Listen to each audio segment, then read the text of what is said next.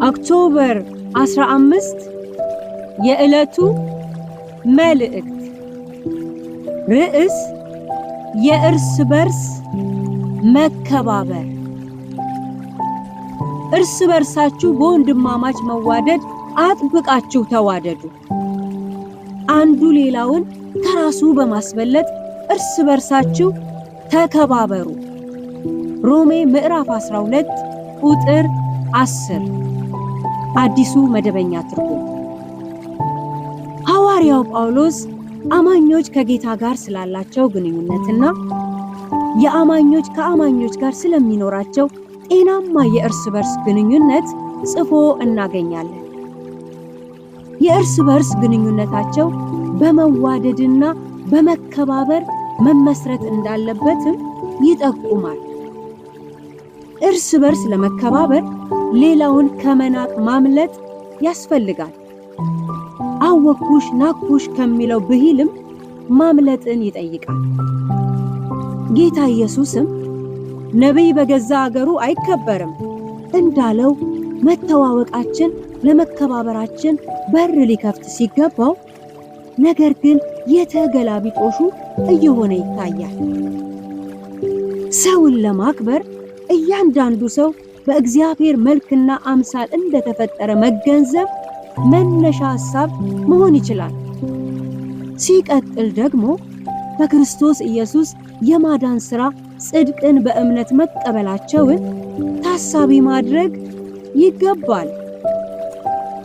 ለመከባበራችን መሰረቱ ይህ ሆኖ እያለ የራሳችን ዕውቀት፣ ሀብት፣ ልምምድ፣ የጸጋ ስጦታዎችና የመሳሰሉትን ሚዛን ላይ በማስቀመጥ በእይታችን ከእኛ አንሶ ላገኘነው ንቀት፣ በልጦ ላገኘነው ደግሞ ማጎብደድ ይህ መንፈሳዊነት ስለሆነ እርምት ያሻዋል።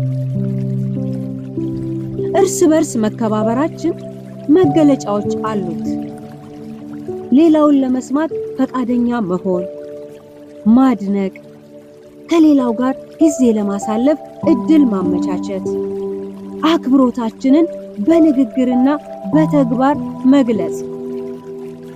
ቆሞ ሰላም ማለት የአክብሮት፣ ተቀምጦ ሰላምታ ወይም እጅ መስጠት የንቀት መገለጫ ቢመስልም እንኳ አንድ አገልጋይ ሲናገሩ ተቀምጦ የሚያከብረኝና ቆሞ የሚንቀኝን አውቀዋለሁ ብለዋል።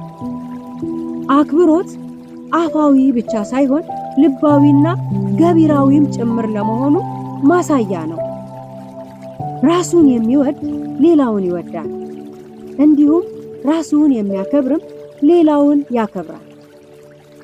የእርስ በርስ ግንኙነታችን በመከባበር የተሞላ ሲሆን ውጤቱ የእርስ በርስ ደስታን፣ መቀባበልን፣ የሐሳብ ፍሰትን፣ ጤናማ መስተጋብር ማዳበርን፣ ለሌላው ምሳሌ መሆንን ይፈጥራል። ስለዚህ አማኞች እርስ በርስ በመዋደድና በመከባበር እንኑር። ይታይብን የእርስ በርስ መከባበር።